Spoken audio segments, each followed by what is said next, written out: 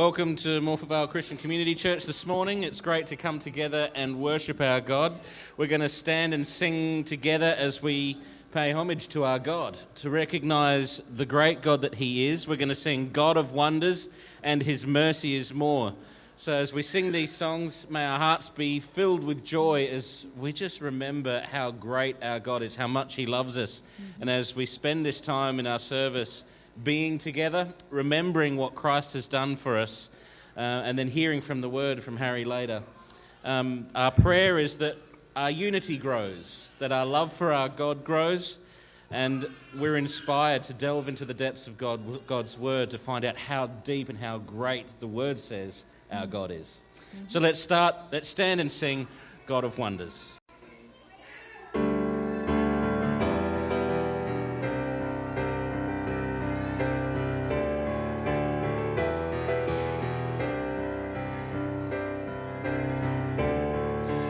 Lord of all creation,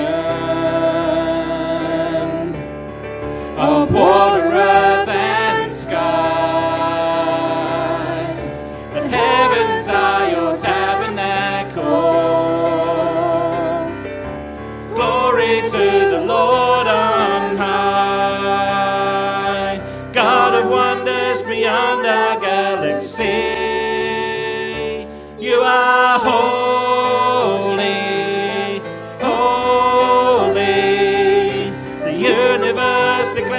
Your majesty,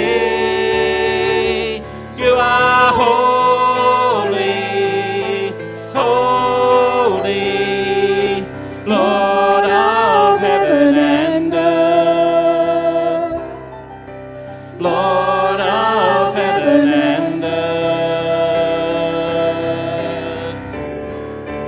Early in the morning I will celebrate the light, and when I stumble in the darkness, I will call your name by night. God of wonders beyond our galaxy, you are holy, holy, the universe declares your majesty. You are holy, holy, Lord of heaven and Lord of heaven and Lord of heaven and Lord of heaven and earth. Hallelujah to the Lord of heaven and earth. Hallelujah to the Lord of heaven and earth. Hallelujah to the Lord of heaven and earth.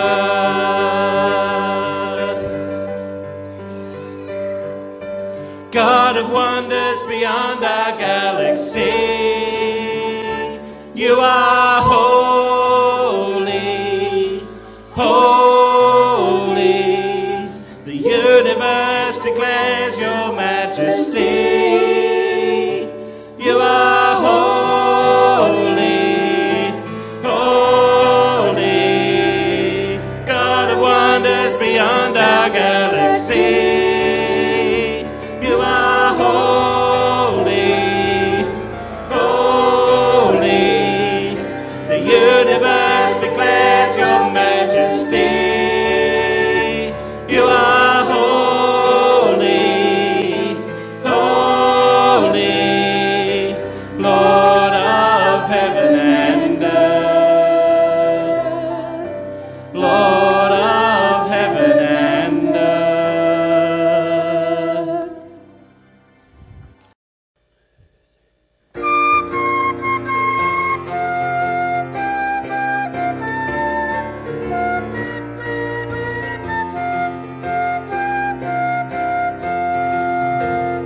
Praise the Lord,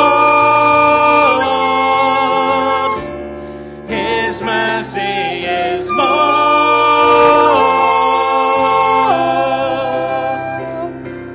stronger than darkness, new every morning.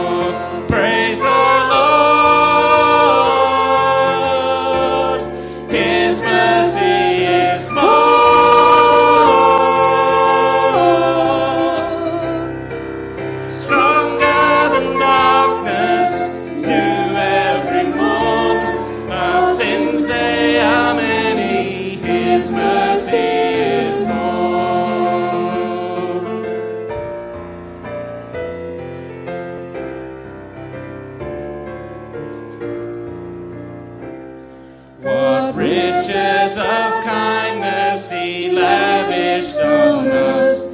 His blood was the payment, his life was the cost. We stood neath the debt we could never afford. Our sins, they are many, his mercy is more. Praise the Lord, his mercy is more.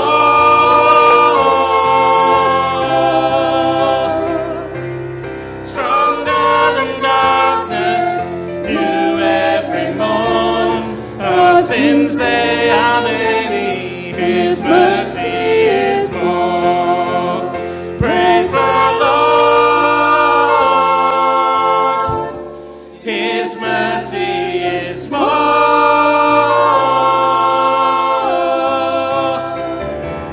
Stronger than darkness, new every morn. Our sins, they are many, his mercy is more. Our sins, they are many, his mercy is more. Take a seat. Amen. Great singing this morning as we really do focus in on the greatness of our God. Callum's going to come and read our scriptures this morning for us from Psalm 119. So if you could open up your Bibles, turn on your phones, whatever it is that you're using. We're going to be reading verses 89 to 96 of Psalm 119.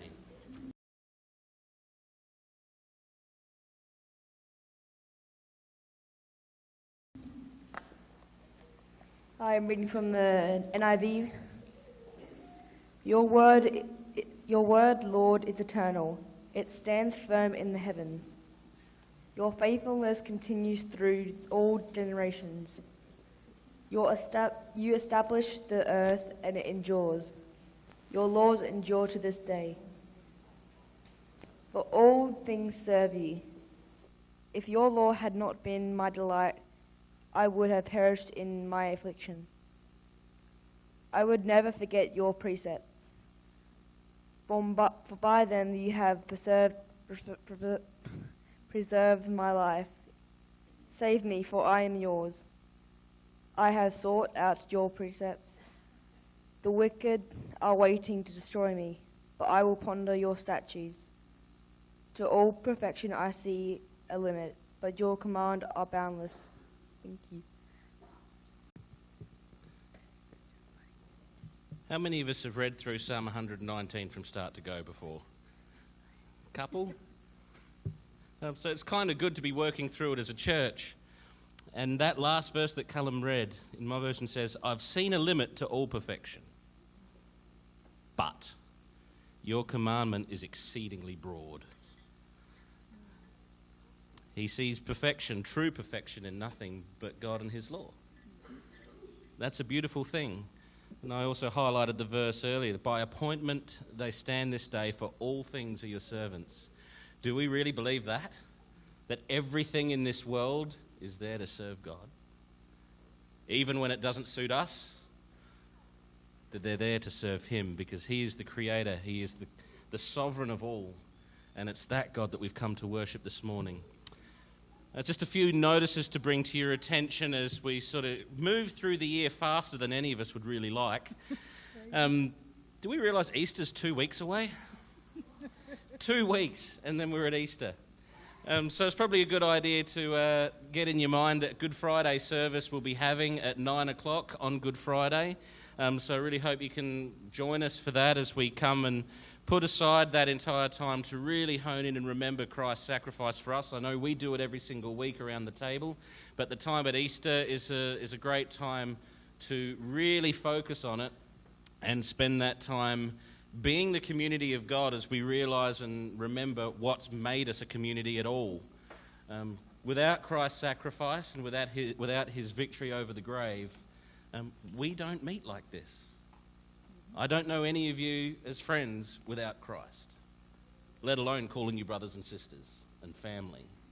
So it's a beautiful thing to come and do that. I would highly encourage that you come and join us for that day. So Good Friday, 9 a.m, and then Sunday morning, our normal service at 10:30, as we hone in on the crucifixion and the resurrection of our Lord and King, Jesus Christ. Just another thing to... as we've sort of getting to the end of the term, Marcy spoke to me before. She's already starting on the next roster. And it was just so that we've been talking a little bit about the ministries that we have running in the church and various things that you can be involved in. So we'd just like to put it out to you again that as Marcy runs around looking for people to fill in rosters, if you've got it on your, if you've got a gift, a talent that God has blessed you with, we'd love to have you participating with us as we join together to worship God in so many different ways. The stuff that you see up the front is not everything that goes on in our church. There is so many things to be involved in, we've got our music, we've got our kids programs, we've got our tech. We also have recently been talking about maintenance and the groundskeeping. Marcy, you were trying to point something out? Morning tea. All these things that you can be involved in just to contribute to the community that we are here at Morfett Vale Christian Community Church. And so we'd really like to encourage you to, if you haven't thought about trying your hand at something before, as Marcy comes around, just go, I wonder what it's like to do this. Bible readings. Our prayer times and things like that. We have a prayer meeting on Tuesdays. Ask.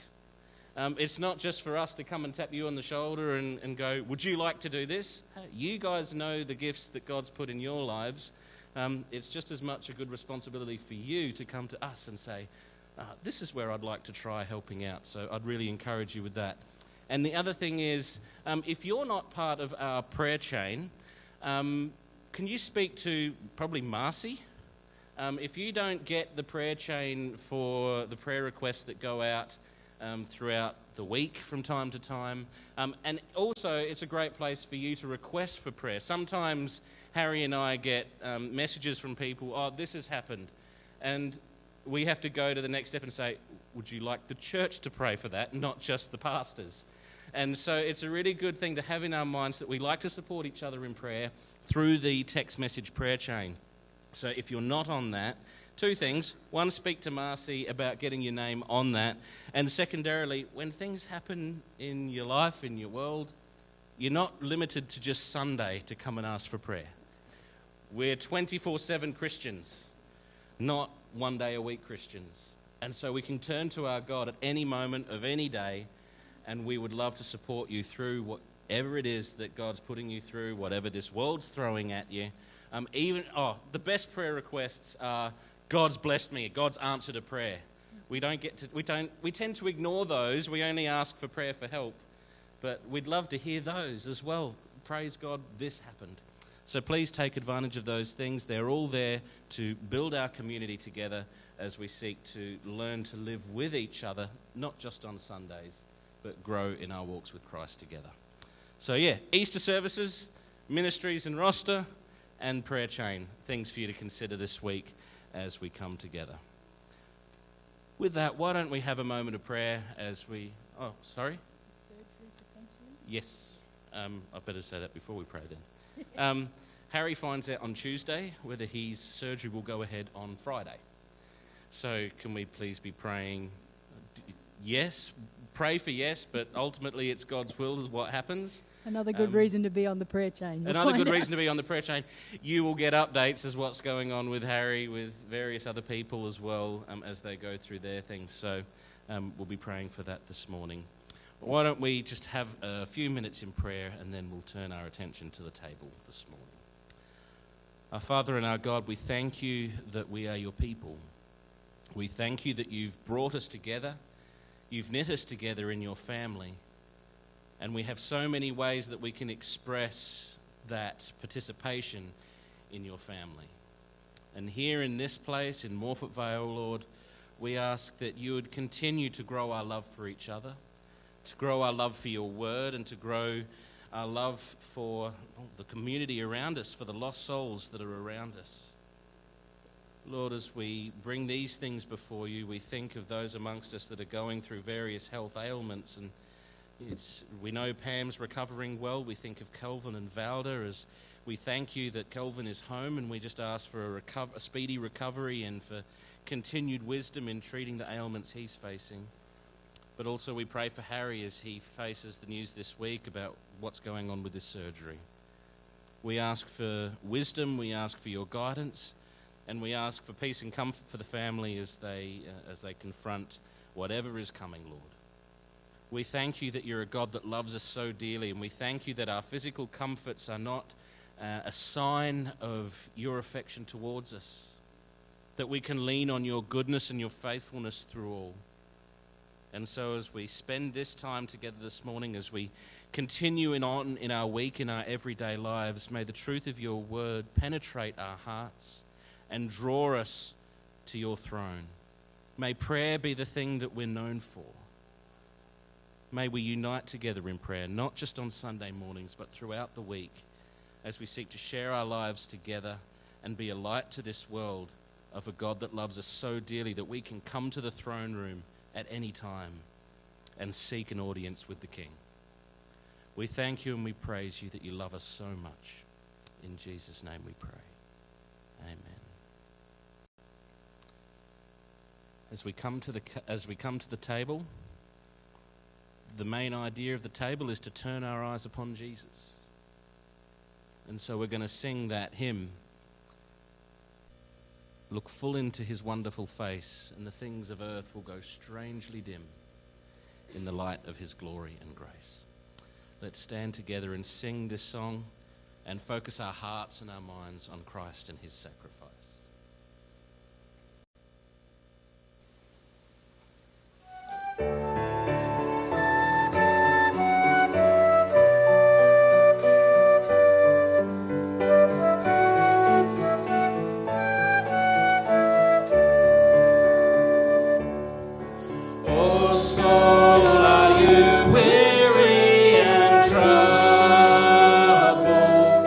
No light in the dark.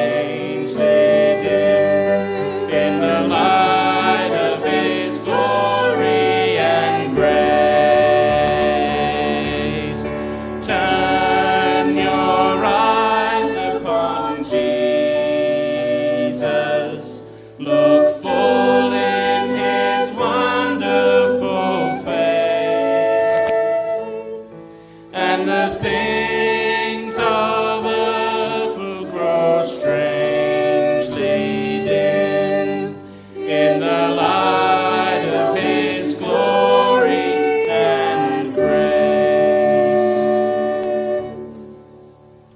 Thanks, Darren.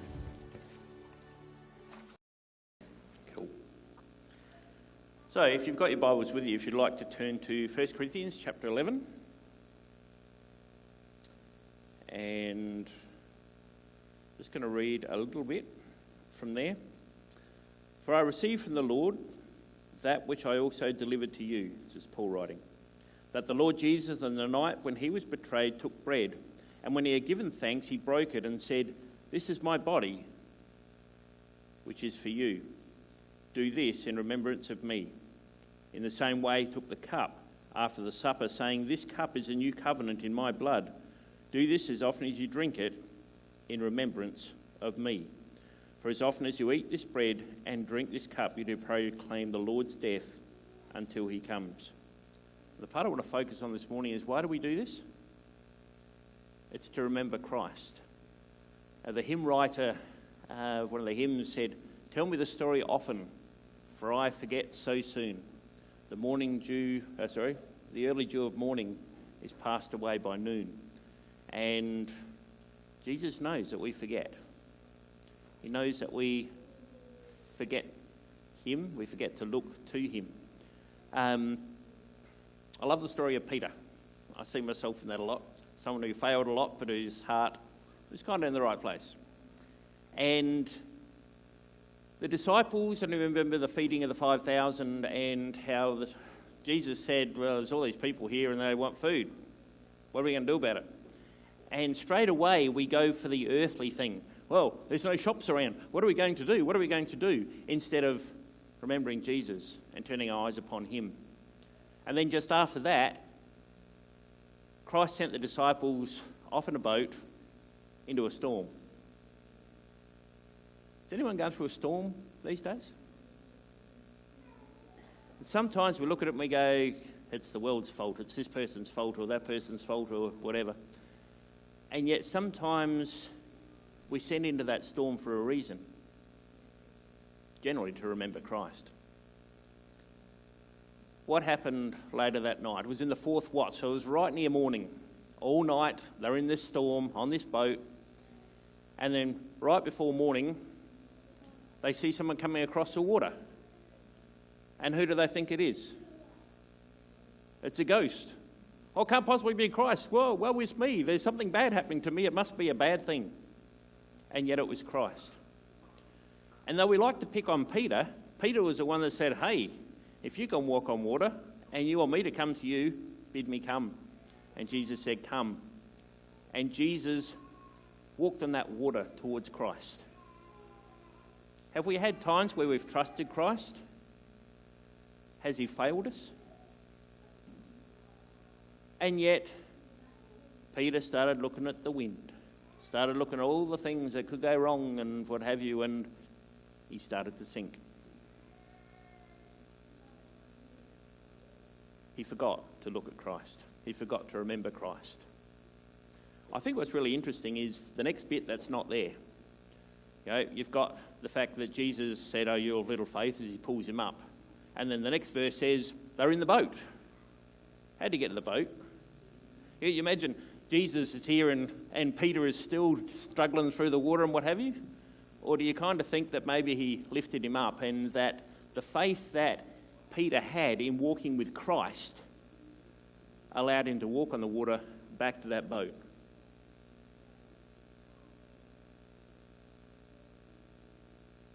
Can we remember Christ this morning in all of our storms? Are there helpers up here, thanks? Anyone remember who they are? Yeah, anybody? I've got a list here somewhere. Beck, Gary and Mark.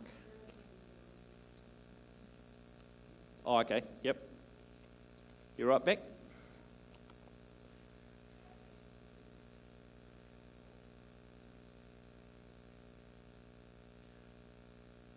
So I'm just going to pray, and then The other thing too, at the end of that verse in Corinthians, it says about waiting and eating together. And as a body of Christ and the community that we are here, I'd ask that everyone this morning just holds the bread and the cup, and we will eat and we'll drink together. Mighty Heavenly Father, I just thank you, Lord, that we can remember Christ and that you know our earthly bodies and how we forget so soon and we look upon the wind. And Heavenly Father, I just pray that as we remember this morning your body broken for us, your blood shed for us, that we'll remember that we are your disciples, that we indeed need to pick up our cross and carry it daily and remember you. In Jesus' name, amen.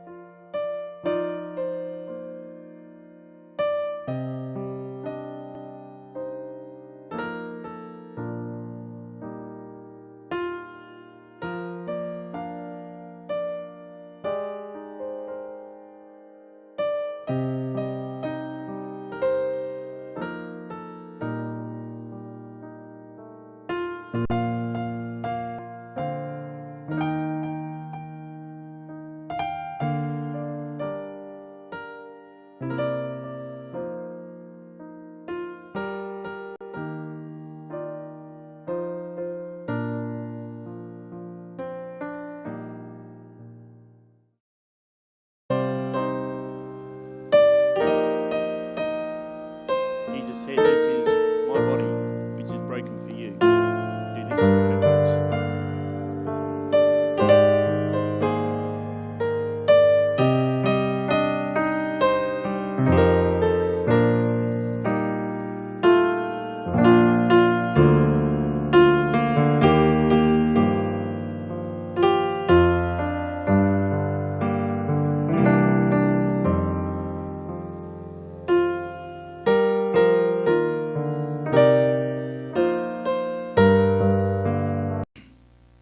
We've been going through the kingdom of God, what it is. I want to finish it this morning, round it up. I don't know whether we can. If we can, we will try and finish. But before we just start that, and let me just set the scene by asking this question: why does life sometimes get frustrating? Maybe it doesn't for you. It does for me, and constantly I'm facing this frustration because everything's planned and nothing goes to plan. You sort everything out and somebody asks you to do these whole things, and so you never get done what you have to get done. Sorry, Andrew. And sometimes we think, what is life all about? We look and think, well, we just move it on a little bit and see what we can do and find out whether life's worth living. Sometimes we experience the feeling of failure, and we haven't wanted to fail. It's been our uttermost commitment that we're going to accomplish something, but because we do it to our best of our ability and somebody comes along and says, that was rubbish, and you feel like a failure. We have a sense of being disempowered. Your life's not your own. Everybody's calling on you for your time and your commitment, and you're wondering, where am I going? We get frustrated at covering up our negativities. We feel sometimes we pull our hair out because this is what life's all about. And yet we're told, and we listen to things on YouTube and on TV, and we're told by preachers about all these different things. But I think it's this one thing that gets us into that place. We've got the wrong goals. We've got the goals that says, if you listen to common messages today, the goal is, God will look after you and He'll bless you and everything will go right. That ain't my experience. God will look after us and bless us and everything seems to go wrong. Wrong goal. People will come, well, if you're struggling and life's not really enjoyable, you've missed out because you haven't got the faith. It's you again. And so you set off on this wonderful, wonderful, wonderful road, trying to increase your faith and coming up with the fact, you're just too hard. I'll pack in. I'll just go along with society. And when we look at all the messages of modern-day Christianity, they're all trying to, they tell you, bring out the best in your life. And you go looking inside, what's inside me? What have I got? And you come to this conclusion, I got nothing. We come to that conclusion because those are the ways that we look at life. It's wrong goals. Remember what we looked at when we started in the kingdom of God. We said the standard for the kingdom of God is oneness. We've got to keep that in our mind, that God is one from beginning to end. With the structure of the kingdom, it's built on Jesus Christ, not on how good you can be or what you can do or how you can do it. It's just built on Christ. The boundaries of the kingdom are God's authority, not what a man will tell you, but what God's authority is in our life. Here's the principle of the kingdom of God, which we covered last week, is that God wants just obedience and love. He started in the garden and he went on to right to the end of Christ's life, even in our lives, to say that we should love him and obey him. This morning we're going to look at the goal of the kingdom. The goal of the kingdom is involvement in God's plan. What is God's plan? Is it to look better, smell better, do better? Is it to draw out from us the greatness of what we are? As we go through this together, we need to know that if those are the... No, I'm going the wrong way again, aren't I? If those are the standards, then to be completely complete what God sets out for us to do. That's what God's asking. And his kingdom and his plan are just simple. To complete what God set out to do. You're going to have to bear with me this morning. I'm going to take you on a run through the Bible. And if you haven't got your running shoes on, you're going to get left behind. Because we're going to go quick. And I'm hoping we can go quick because there's just one verse that I want to really focus on. But we have to give you this background. What is God's plan? God's eternal goal for us, for the world, was that he was going to establish a nation. The nations. We often get taken up with the fact that we think it's what God wants to establish the Jews. When you think of Genesis 17 and verse 4, you read this verse and it said, "Behold, my covenant is with you." He's talking to Abraham. And he says to Abraham, "My covenant is with you, and you shall be the father of Israel." That's what he says, isn't it? That's what we believe. He said, look at what he says. You shall be the father of multitudes, many nations. God's eternal goal is to establish the nations. God's eternal goal was to fight for the people that he chose out of that nation to be his special people in the Old Testament. In Deuteronomy 1 and verse 30, he just says, the Lord your God is in front. He leads you. He will fight for you, just as he did in Egypt. God's eternal goal is to care for Israel in the way that where they search and put their tent, and he will show mercy to them. He will go before them as a pillar of fire by night and in a cloud by day. We start going, he gives them, well, here, this is the one. He wants to give the nations a king. And when you come to the land that the Lord your God is giving you, and you possess it and dwell in it, then say, I will set a king over you, like all the nations around me. You shall surely set a king over you whom the Lord your God chooses, one from amongst your brethren, you shall set a king over you, and you shall not set a foreign one over you, who is not your brother. Here they come. God knew. God knew the frustrations that the children of Israel will be under, and he said, yeah, this is what's going to happen. You'll want a king. God will set you a king up, but don't choose a foreign king. Choose the one that God has got to set up for you. This is his plan. His goal, establish, fight for Israel, care for Israel, set up a king that will be a king forever. In Psalm 2, in verse 9, this is what he said, I will declare the decree. The Lord has said to me, you are my son. Today I have begotten you. Ask me, and I will give you the nations for your inheritance, and the ends of the earth for your possessions. And you shall break them with a rod of iron, and you shall dash them to pieces like the potter's vessel. He's saying, this is what I'm doing. I'm setting up my goal, and it's to do with the nations. It's to do with Israel. It's to do with Jesus, and Jesus is going to be given the nations, and he's going to rule them with a rod of iron. This is all the way through the Old Testament. In Psalm 46 and verse 10, he's going to be exalted amongst the nation. Be still and know that I am God. I'll be exalted amongst the nations. I will be exalted in the earth.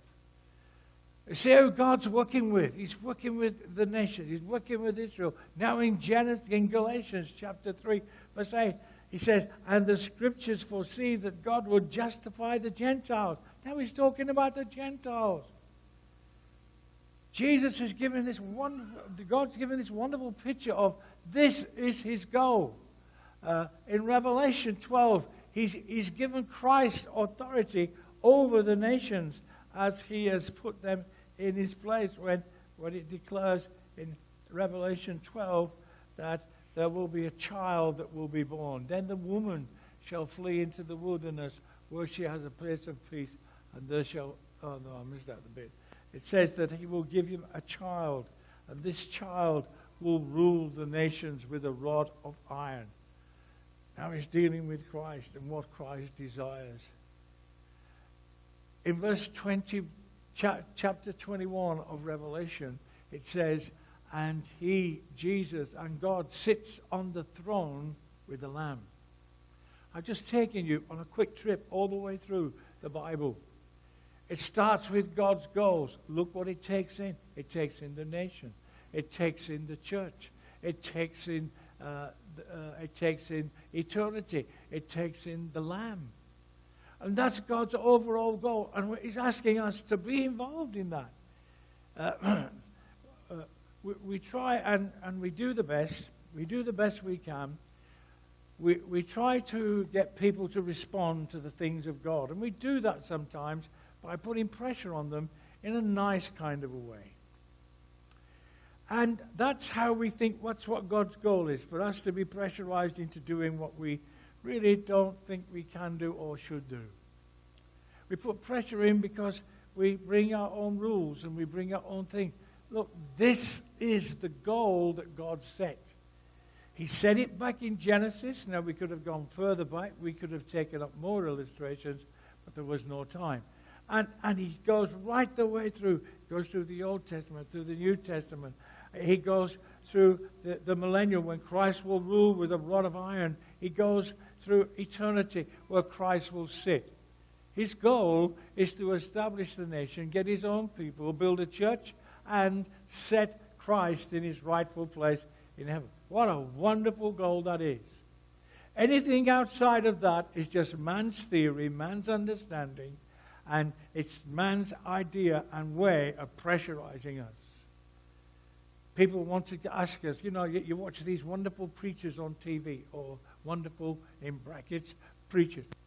At the end of the day, they're after your bucks, they're after your money. They tell you you'll be blessed. They tell you this is how you've got to live. God is conscious that that's what he desires.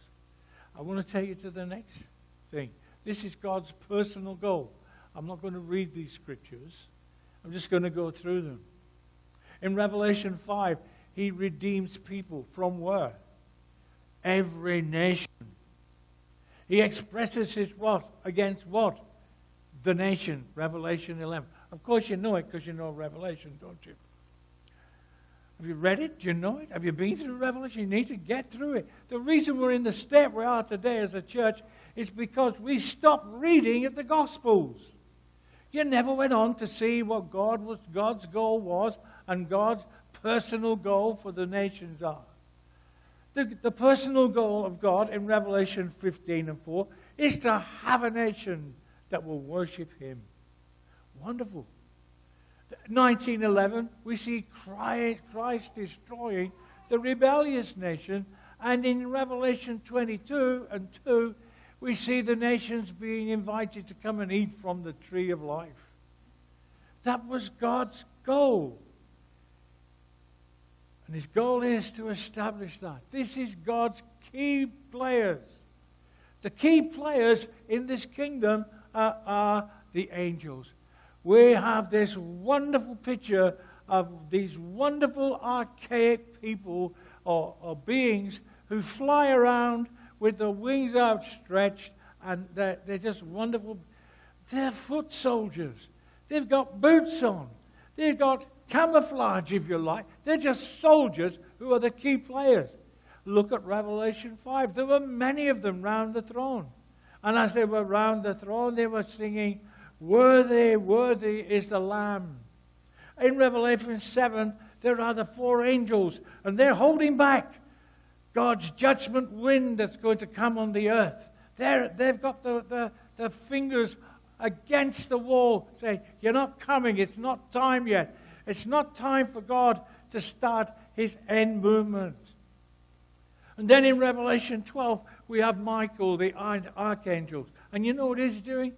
He's fighting with the devil. There's a war in heaven. It's just when you think about heaven, what do you think about?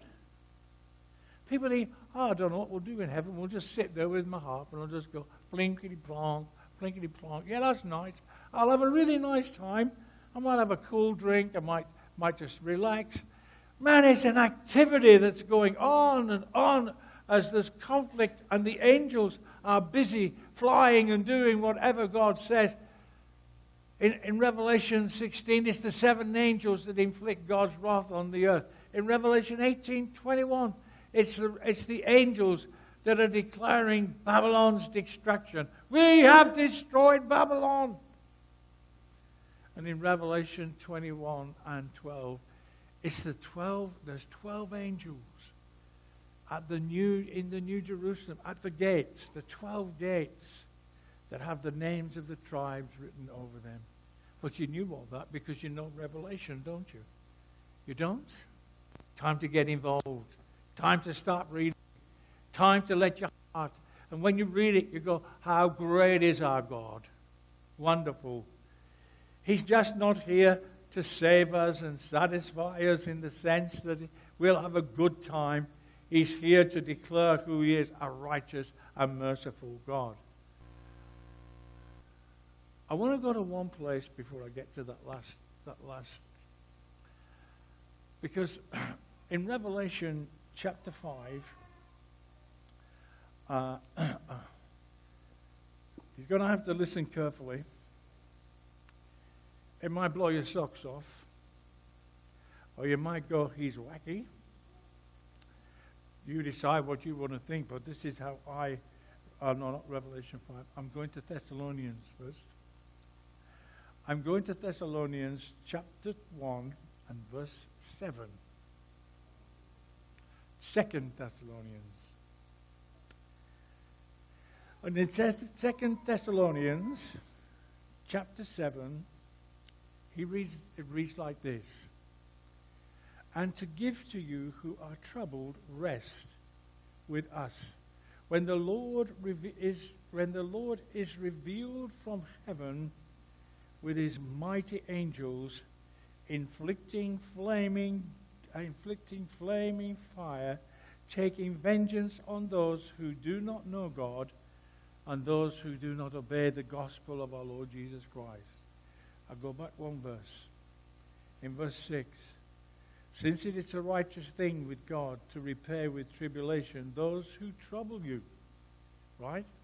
Since it's right for God to respond to others the way they have responded to you in bringing you trouble on this earth. You got it? What God is saying in verse 6 is, it's a right thing, a righteous thing, that God will let people reap what they have sown. He's talking about the living when they're there. It's not an eternal judgment. He's saying, since God, it's a righteous thing for God to repay with tribulation those who trouble you. Then he goes on, and to give you who are troubled rest with the Lord Jesus, when the Lord Jesus is revealed from heaven. We stop there for a moment because most of us would go, oh, Christ's coming again. That's Christ's second coming. Now, I tell you this because it's written in many, many, many, many books that this verse is about Christ, and it's not. It's not. The context is what? I'm repaying them for what they've done to you. How they troubled you, I'll trouble them, and that's righteousness. I'm going to give them what they've sown in your life, they'll reap in their own life. And then he said, and since that's a righteous thing for me to do, and to give you who are troubled rest, the Lord Jesus, when the Lord Jesus Christ is revealed.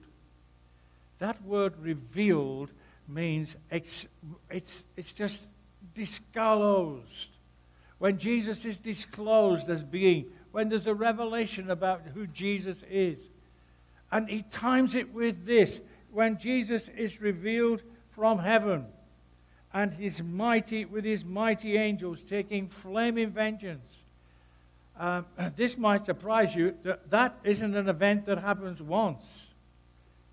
What's he telling us? He's saying, rest. I'm going to do to others what they've done to you. That's a righteous thing. And the message is going to be revealed from heaven about who I am and why I can do it and who I'm going to use. You got it? It's about a revelation of who Jesus Christ is. It's not about a coming back to the earth. It's telling you this revelation of who Christ is has to happen. What is he talking about? The flaming vengeance. It's the angels who are inflicted it. Flaming fires taking vengeance on those who do not know God. What do we go to then and we find whether this happens? I want to just go now. Just keep that in mind, and I'm going to go to Revelation 5. Jesus, in the first 5 chapters of Revelation, has been talking, the first 4 chapters, has been talking to the church and what the church is going to be doing at the end times, what we've got to be watching for. Then in chapter 4, he's taken up to the throne room in heaven, and he describes the throne. And then in chapter 5, John is aware of what's going on. And I saw in the right hand of him who sat on the throne a scroll written inside and on the back, sealed with 7 seals. And I saw amongst a strong angel proclaiming with a loud voice, the angels asking this, who is worthy to open the seal? Who is it that's going to open this seal? Who's going to be found? There's no man on heaven, there's no man in heaven, or on the earth, or under the earth, and that's able to open the scroll or to look at it. This mighty angel was asking, we're in a mess. Look, it's come to an end. Who's going to open this scroll? Now you've got to know what a scroll's for. The scroll in the Old Testament was what they wrote the bill of sales on. It was written on the inside and the out, and it gave you the bill of sale and how that certain set of things that it was written for. It gives what is the redeeming price that has to be paid, who can pay that redeeming price, who is responsible for the redemption of that price. And so what the scrolls were in the Old Testament, they were to seal something. If somebody lost their land, they could let somebody else have it for the time until the day of Jubilee, when it was returned. But if somebody wanted to redeem that land, somebody wanted to redeem that slave, somebody wanted to redeem that wife, because those were the three things, then they had to have this bill of sale, and this bill of sale was rolled on a scroll, and all the writing was on both sides, right? And so the mighty angels come and said, I don't know who's going to do this. Look at all the things that are written on the outside. Who's got the means to redeem it? Who's got the will to redeem it? Who's in the right relationship to redeem it? I don't know. It's not one of us. And this is a mighty angel. And he's asking this question. There's no one on earth, he said, and there's no one in the heavens, he says. So I wept much. John was weeping. He was taken up with this moment. And he said, I wept much. And there was no one found worthy to open and read the scroll or to look at it. But one of the elders. Why an elder? Why did this mighty angel, who was so mighty and God's key players in the building of his goals, he didn't know. Why? Because he'd never fallen. He was one of those righteous, mighty angels. Why did the elder know? Because he was a man who'd been redeemed, who knew what it was. And so one of the elders pipes up. That must have been a brave elder. He pipes up and he says, do not weep. Stop it. Don't weep. Look, we've got him right here. Behold, the Lion of the tribe of Judah, the Root of David, has prevailed to open the scroll and to loose its 7 seals. And I looked, and behold, in the midst of the throne and of the 4 living creatures, and in the midst of the elders stood a lamb, as it were, been slain, having 7 horns and 7 eyes, and which are the 7 spirits of God sent out into the earth. Then he came and took the scroll, and out of the right hand of him who sat. This is the revelation of Jesus Christ. He is revealed in heaven as the one that can come and redeem the land and take control of the nations. And here they are, these mighty angels didn't have a clue until that very moment. It was the elders that brought. What a wonderful thing. The revelation that's in heaven, and now his mighty angels are going to come, and they're going to bring the flaming fire on those who, of the nations, who have not responded, who did not respond, and weren't interested in God. And so the whole heaven begins to sing out, worthy is the Lamb that taken the scroll. The 4 living creatures, the 24 elders, they fell down the Lamb before the Lamb, and having harps of gold and bowls full of incense, which are the prayers of this song. And they sang the new song. You are going to redeem people from every nation and tribe. These are God's key players. But we need to understand that's when Christ was revealed. It caused all heaven. Those angels went into that meeting in one set of mindsets and came out with another one. They went out not knowing what the future had, because they're angels and they weren't humans. And they came out knowing he's worthy. He's the one. It's the Lamb that's been here all the time. God's key players in the kingdom. I find it's a marvelous message. If you get nothing else out this morning, I want to urge you to read Revelation, not in the light of what we're doing, but in the light of how God's going to keep his plan. He's following his nation. He's giving out what he desires to give out, because here's the outcome of what God's looking for.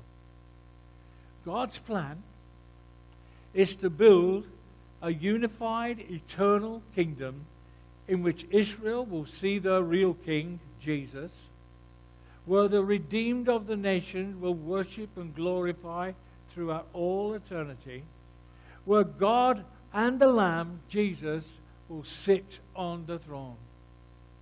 That's God's kingdom. It's the positiveness that gives our hearts a tremendous encouragement to know that we're just not isolated human beings, frustrated, feeling disempowered, feeling we've got to hide our negativity. We're part of this glorious kingdom that God is building. All God wants from you and me this morning is that we'll be His witnesses, that we'll share with others what we know of Christ. Because the Lord has established His throne in the heavens, and His kingdom rules over all.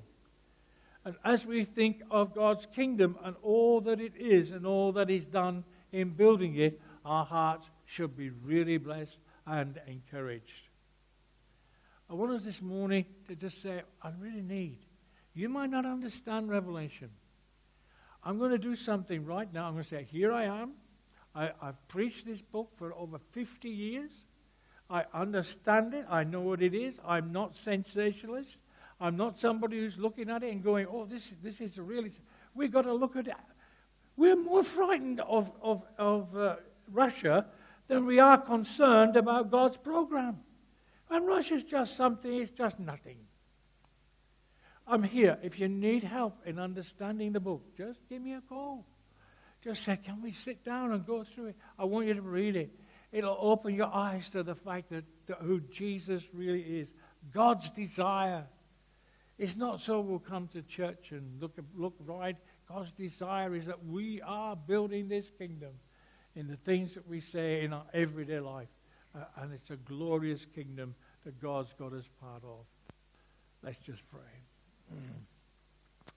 This morning, our Father, we thank you for the power of your word and for the person of the Lord Jesus Christ. We thank you that your plan has not deviated from the garden. It hasn't been hijacked in the flood. It wasn't taken off track when the people rejected you and wanted a worldly king. It's none of those things I've just altered, because you're the same yesterday, today, and forever. You do not change. We thank you that you're not a sensationalist, that Jesus came as an ordinary man. He took up an ordinary life. He was just somebody who was in the village doing his work, ministering to you, but filled with the Holy Spirit and growing in grace.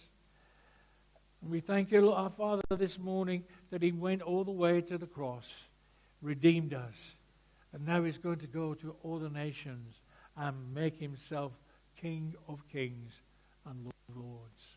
So this morning, our Father, thrill our minds, touch our hearts, take out the rubbish that the world has put in the name of Christianity, and just clear our thoughts that we might be your people who are so grateful and thankful to play our little part in the building of this kingdom in Jesus' name. Amen.